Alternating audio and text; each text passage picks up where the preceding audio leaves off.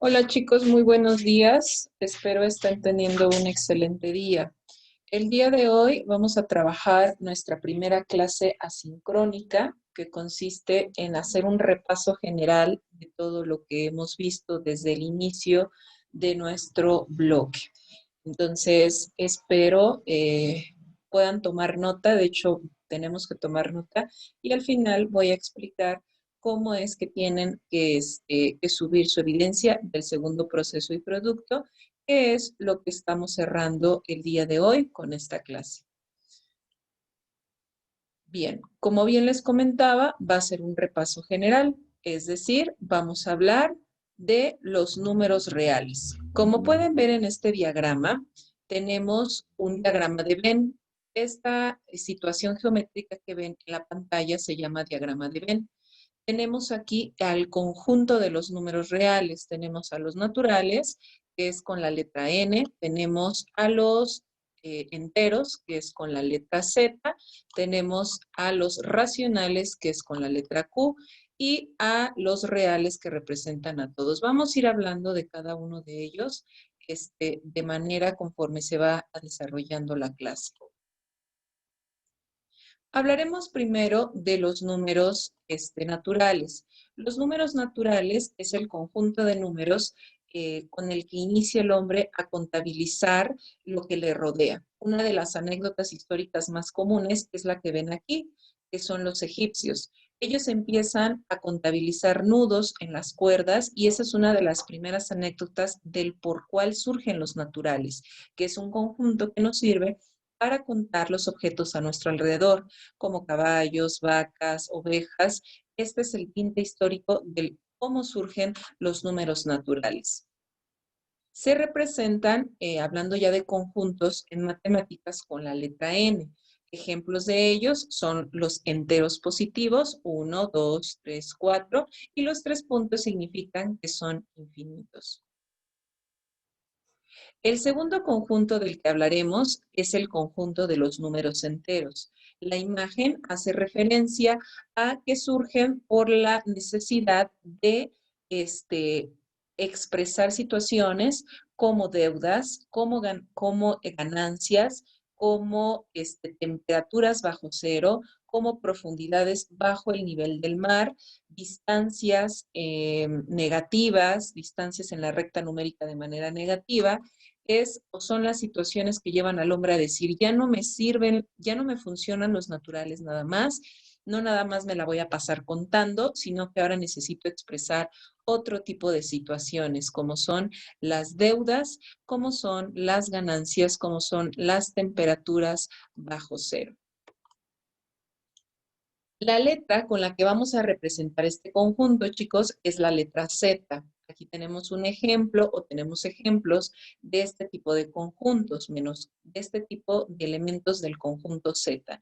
Menos 4, menos 3, menos 2, menos 1, 0, 1, 2, 3 y 4. Como pueden ver en el diagrama de Venn que tenemos aquí, tenemos nuevamente recapitulando los naturales y miren, tenemos ahora los enteros. Los enteros se van a conformar por los naturales, que son los enteros positivos, ¿sale? Los enteros positivos denotados ya en libros de matemáticas como Z más, el cero, que es otro elemento de los enteros, y los enteros negativos, que hay autores que los denominan elementos simétricos de los naturales o también inversos aditivos.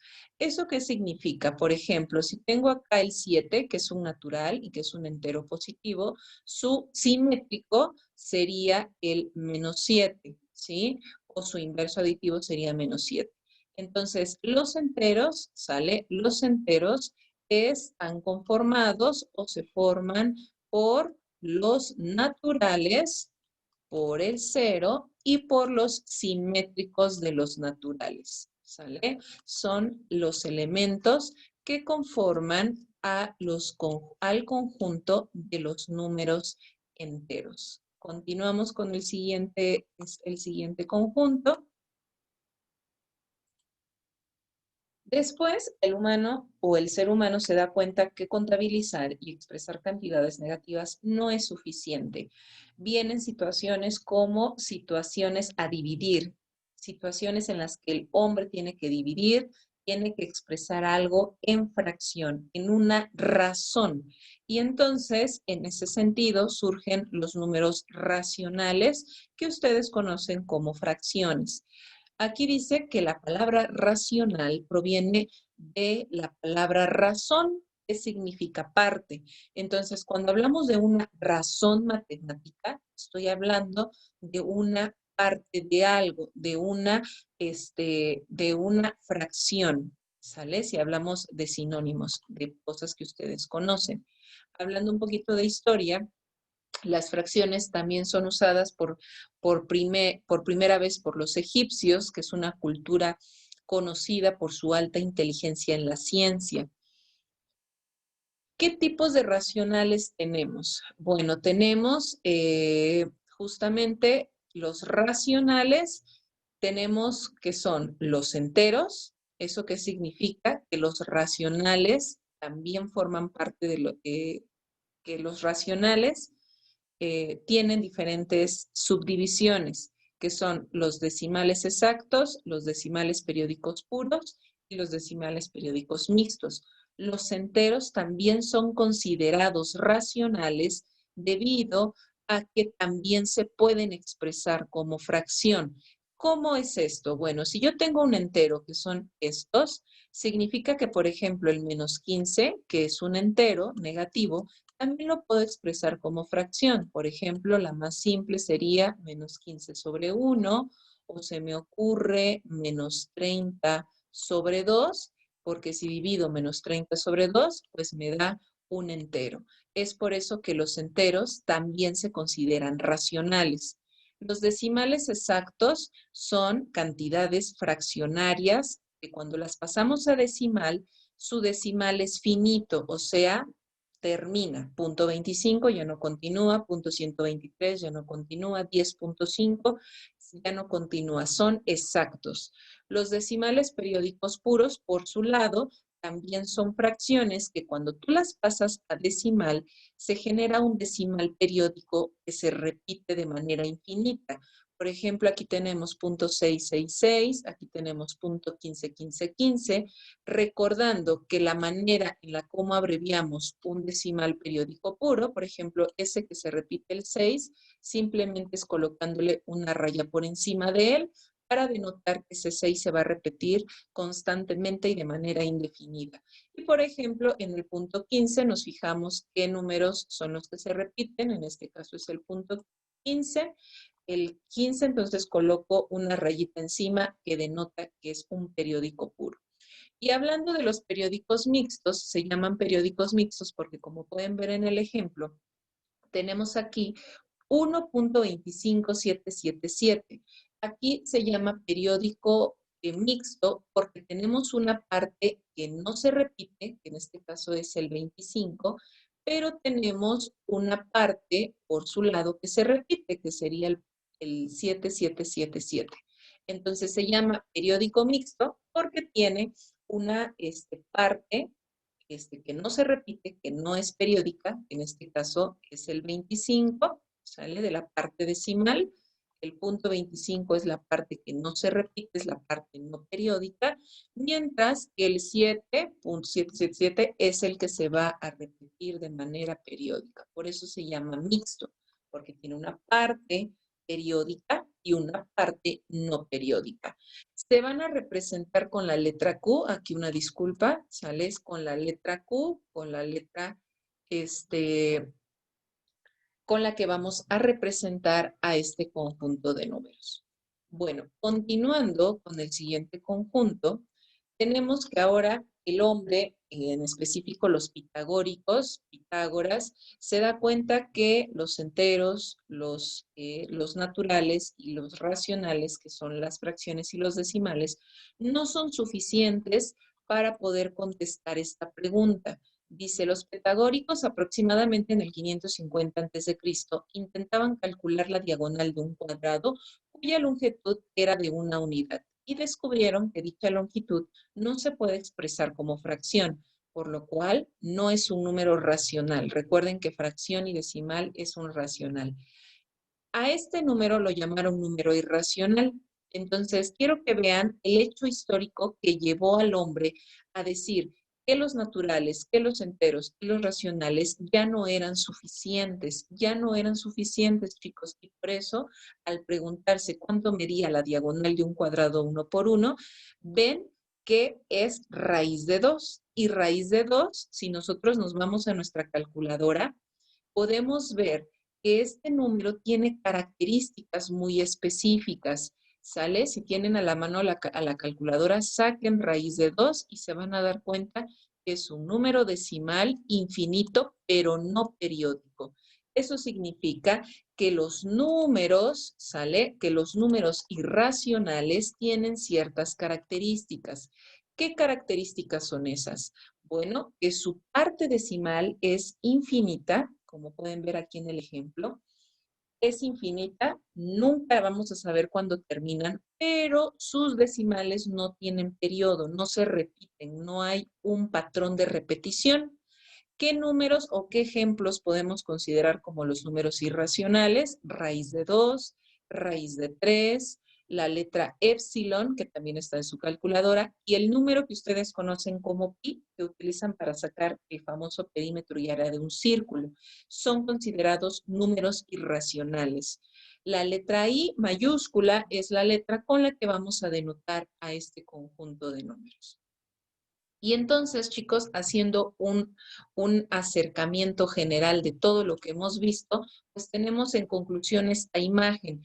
Esta imagen, este diagrama de Venn, representa a todos los números reales. Los números reales es un conjunto de números que tiene a los naturales, a los enteros, a los racionales y a los irracionales. Los naturales son los enteros positivos. Los enteros incluyen a los naturales, al 0 y a los simétricos de los naturales, que son los enteros negativos. Los racionales, que son Q, son los decimales, que pueden ser periódicos mixtos o pueden ser exactos, como los tenemos acá, pero también incluyen a los enteros y a los naturales, porque ya explicamos el por qué un número entero también se puede expresar como fracción. Y aparte, muy aparte, si se dan cuenta en el diagrama de Venn, aquí en el diagrama de Venn tenemos que incluye a los naturales y a los enteros, pero los irracionales están fuera. Significa que no tienen las características que tienen estos. Son características diferentes, como platicamos. Su decimal es infinito y no tiene periodo, ¿sale? Y lo determinaron que existía porque no se podía expresar la diagonal de un cuadrado. Y todos estos juntos, todos juntos, si nosotros hablamos de todos juntos, ¿sale? Hablando ya de todos juntos, así como los estoy encerrando con rojo, representan a los números reales. Todos juntos forman el conjunto de los números reales, ¿ok? Entonces, este es un pequeño repaso de la parte teórica de los conjuntos de números. Ahora, hablamos en clase de las propiedades. Este conjunto de números de los reales tiene propiedades aplicables para todos, ¿ok? Esas propiedades son, como los vimos en clase, la propiedad de cerradura para la suma y la multiplicación, la asociativa de la suma y de la multiplicación, la conmutativa de la suma, la conmutativa de la multiplicación, elemento inverso aditivo, elemento neutro aditivo, elemento inverso multiplicativo, elemento neutro multiplicativo, asociativa de la multiplicación y distributiva. Entonces, a grandes rasgos, vamos a repasar de manera muy rápida cada propiedad, ¿sale?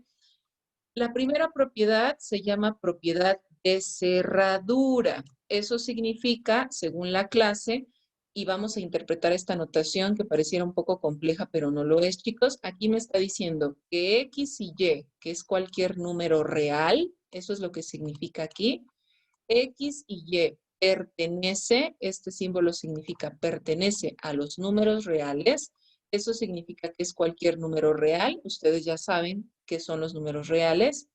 Significa que cuando tú los sumas, cuando sumas dos números reales, te va a dar como resultado un número real. Eso es lo que está diciendo acá. La cerradura de la multiplicación, por su lado, te dice que si X y Y pertenecen a los reales, o sea, es un número real, cuando tú los multipliques, también te va a dar como resultado un número real. ¿Sale? La asociativa de la suma me dice que si yo tengo 3 números, 4 números, 5 números y los agrupo de manera diferente, si vemos acá, aquí estoy agrupando B y C y aquí estoy agrupando A y B, el resultado no va a cambiar, ¿sale? Cuando hablamos de la conmutativa de la suma, como pueden ver, cambiamos el orden, A más B igual a B más A, significa que no importa el orden de los sumandos, el resultado no va a cambiar.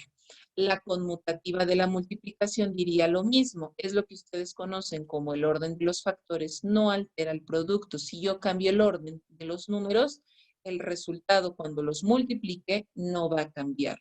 El inverso aditivo, elemento inverso aditivo, también conocido por otros autores como el elemento opuesto, dice que si a un número le sumas su inverso, siempre te va a dar 0. O sea, que si tienes 5 positivo y le agregas su inverso, pues obviamente te va a dar 0. ¿Sale? Y hablando del elemento neutroaditivo, nos dice que si a un número le sumas 0, siempre te va a dar el mismo número. El inverso multiplicativo, por su parte, nos dice que si multiplicas un número por su inverso multiplicativo, siempre me va a dar 1. El elemento neutro multiplicativo me dice que si tengo un número y lo multiplico por 1, siempre me va a dar el número original. Y la asociativa de la multiplicación hace referencia a que no importa cómo asocies los números, aquí tengo asociado B y C, aquí tengo asociado A y B, no va a cambiar el resultado. Y acá tengo, en este caso, la distributiva, que lo que está fuera del paréntesis lo distribuyo por lo de adentro, A por B más A por C. Las propiedades están descritas en su libreta. Vimos varias sesiones donde explicamos cada una de ellas de manera detallada. Esto recuerden, chicos, que solo es un pequeño repaso. ¿Sale? Continuamos con lo siguiente, operaciones con reales. Las operaciones con reales, chicos, hacen hincapié en algo que ustedes conocen en secundaria como leyes de signos. Porque cuando yo opero con los reales, puedo sumar, puedo multiplicar, puedo dividir, puedo sacar potencia. Entonces, cuando hay signos involucrados, hay unas leyes que tenemos que aplicar. Hice este recordatorio porque veo que a varios nos fallan un poquito. Entonces, vamos a hablar de la multiplicación, ¿sale? La multiplicación nos dice que cuando multiplico más por más, me da más. Cuando multiplico más por menos, me da menos. Cuando multiplico menos por menos, me da más. Y cuando multiplico menos por más, me da menos. ¿Ok? Aquí están las leyes de signos para la multiplicación. Si se dan cuenta, cuando multiplican signos iguales, me da positivo. Vean, cuando multiplico signos iguales, me da positivo. Y cuando multiplico signos diferentes, me da negativo, ¿sale?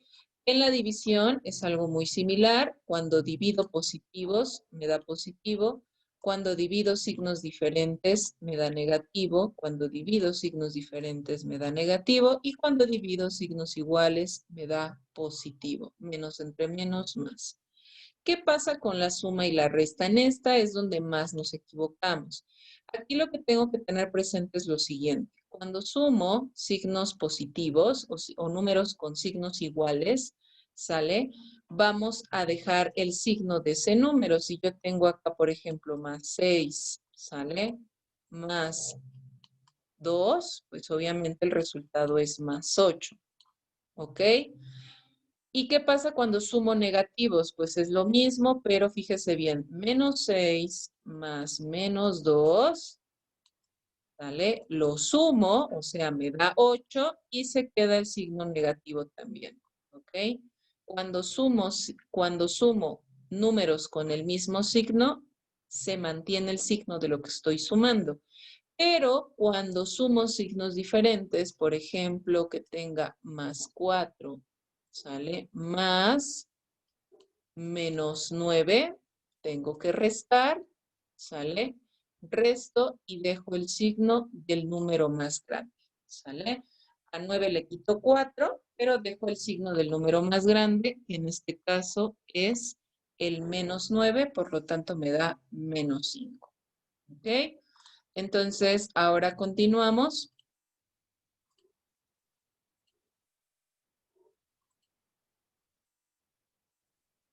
¿Sale? Entonces, vamos a hacer un pequeño repaso con unos ejercicios rápido.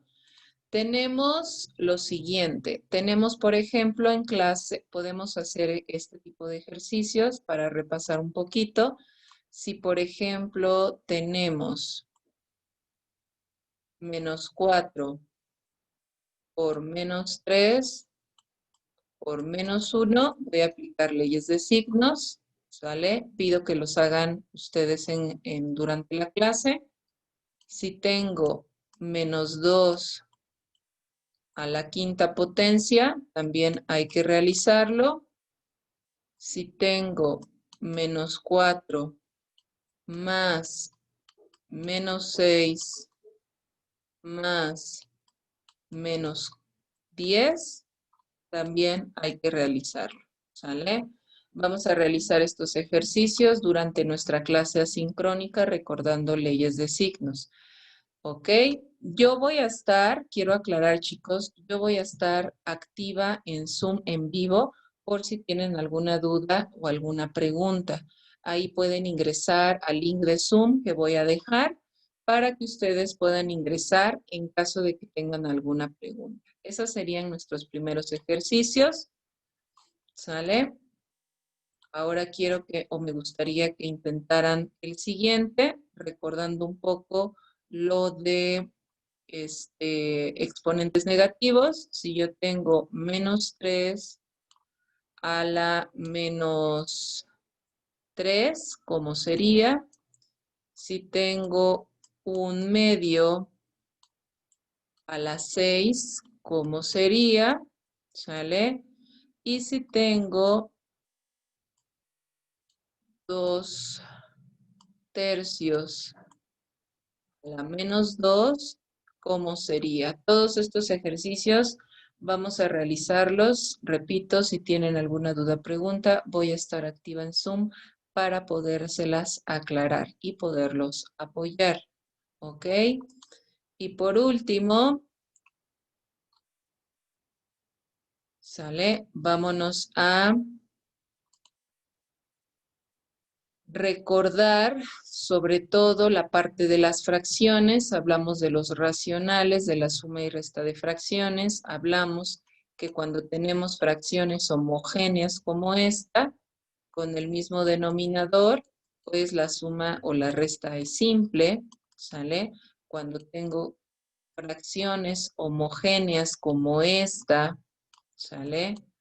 Fíjese bien, cuando tengo fracciones homogéneas como esta, pues la resta es directa con el numerador, ¿sale? Respetando leyes de signos, signos iguales se suman, signos diferentes se restan, fracciones homogéneas no debería haber problema, o si tengo, por ejemplo, menos 1/3, menos 11 tercios, igual, pues se suma directo, ¿no? Me quedaría así.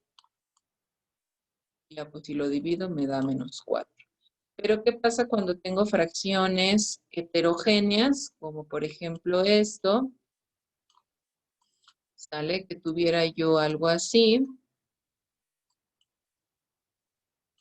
¿vale? Que tuviera yo algo así, pues entonces hablamos del famoso mínimo común múltiplo, ¿sale? Hay que sacar el mínimo común múltiplo para poder igualar los denominadores. Aquí el mínimo común múltiplo de 3 y de 12, ¿sale? Es descomponiendo en factores primos, tengo 3, 1, tengo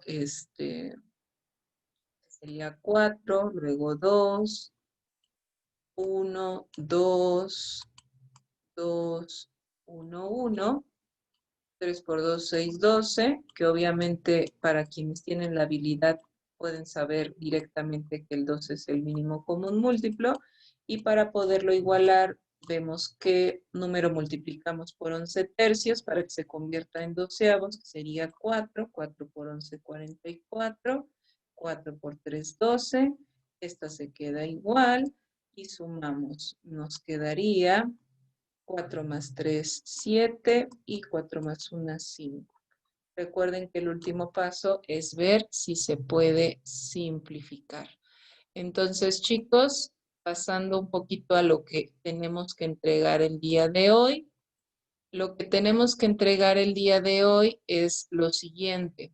Tenemos que entregar el segundo proceso y producto máximo mañana a las 4 de la tarde, lo cual consiste en lo siguiente: foto del ejercicios del día 1 ya corregidos y correctos, fotos del ejercicio del día 2 ya corregidos y correctos, estas dos ya la mayoría la tiene arriba, y fotos de tu toma de clase o de tus notas del repaso de clase con los ejercicios que dejamos por ahí que pudieran trabajar de práctica. Cualquier duda o aclaración, voy a estar activa en el enlace de Zoom que les dejo en la clase para que no haya ningún problema. ¿Sale? Entonces, me dio gusto verlos, saludarlos. Espero la clase nos sirva un poco para repasar. El objetivo es ese, repasar, y esperando que tengan un maravilloso día. Cuídense mucho y estoy activa en el link de Zoom en vivo para cualquier duda o aclaración que tengan. Cuídense mucho, chicos, y los estoy viendo despuesito.